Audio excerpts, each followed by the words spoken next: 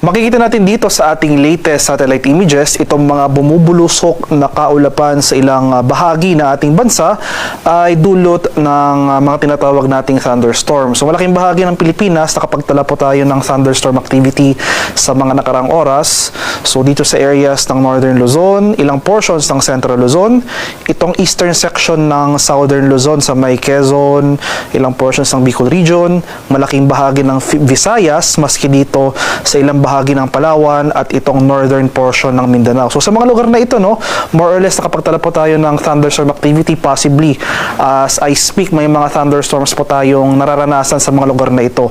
So yung mga pag-ulan na dulot ng thunderstorms na ito ay brief lamang or panandalian at hindi naman natin inaasahan magtatagal ng ilang oras. Gayunpaman, posible may kalakasan yung mga pag-ulan na ito, kaya maghanda pa rin po tayo at maging alerto sa mga pagbaha at pagguho ng lupa, especially sa mga low-lying at mga susceptible na areas. Posibleng mas magtagal yung mga kaulapan at mga pag-ulan dito sa silangang bahagi ng Visayas at Mindanao, dito sa area ng Eastern Visayas at ilang portions ng Caraga sa may Surigao del Norte at Dinagat Islands.